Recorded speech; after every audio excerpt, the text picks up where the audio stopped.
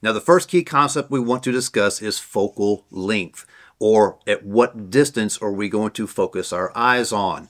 I like to use the analogy of a camera lens. Similar to a camera, the human eye can only focus on one distance at a time.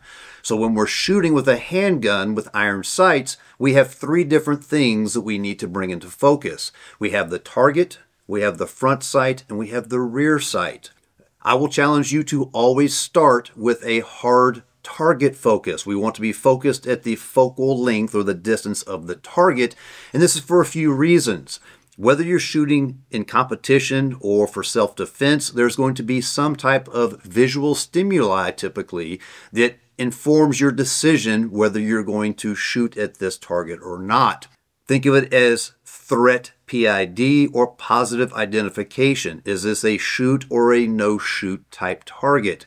Once we've made that decision to shoot, then I want you to take your focus from being the general target to something very specific on that target's anatomy, whether that is the X-ring that you're shooting at or something physically on a three-dimensional target. We've all heard the phrase aim small to miss small. In practical application, when you have a very finite point of aim, we tend to correlate that with much tighter shot groups on our target. So we'll begin with a hard target focus, and then once we've made that decision, we must shoot and it must be immediate. We're going to hyper eagle eye focus on something on that target's anatomy, and then as we push the gun up into our field of vision, we're pushing the gun sights as level as we can keep them directly into what we're looking at. As soon as you pick up that front sight post, then the challenge is to shift from a hard focus on the target to now we have a hard focus on the front sight. We call that a hard front sight focus. Now, under great stress, the sympathetic nervous system will kick in, and there's a good chance that you're going to have difficulty with transitioning from a hard focus on the target to then transitioning to your front sights.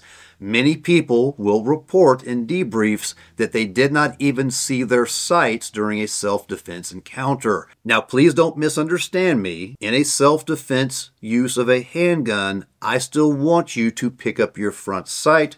All I'm merely suggesting here is that because of the way we are hardwired as part of God's animal kingdom, we may not physically be able to transition the focus of our eyes from the focal length of the target to the front sight post. The goal in training is that we always shift from the hard target focus to a hard front sight focus, because that's what builds the proprioception in kinesthetics. Kinesthetics being the fancy way of saying that muscle memory that we're building, the neural pathways that go from the brain to the muscle groups and all that is what's naturally going to point the gun the same way every single time.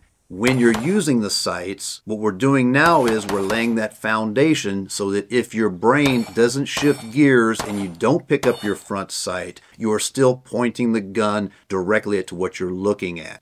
When we're developing our technique for presenting the gun to the target, we've already established that I want you to hyper-focus at a finite point on the target, and then I want you to present the gun as level as possible, bringing the sights up into your field of vision. Once you have picked up the front sight in your field of vision, then I want you to be hyper-focused here at the front sight, and then it stays there until the gun comes out of your field of vision.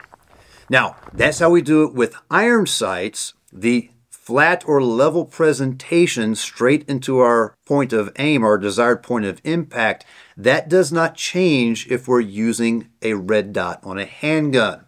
If we are using a red dot on a handgun, it is still the same level presentation into what we're looking at.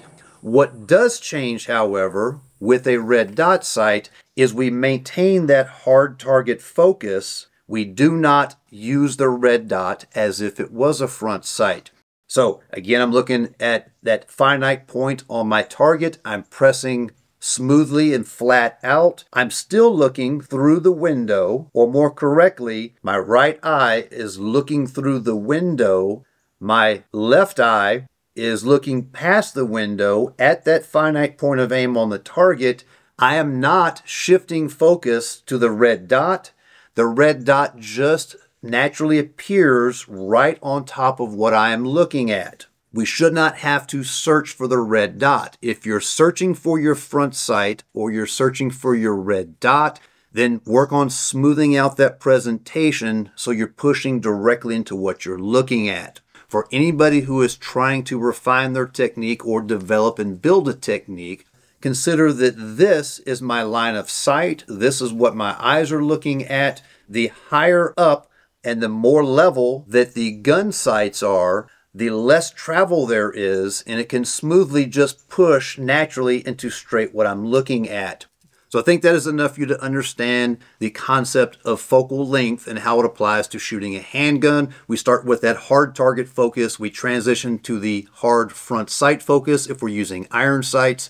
If we're using a red dot, we maintain that hard target focus and we just bring the dot straight into what we're looking at. If you're finding these educational videos helpful to you, it would be helpful to me to help grow the channel to make sure you're subscribed and hit that share button and make sure you pass this information along to your peers. Until next time, God bless you and stay safe.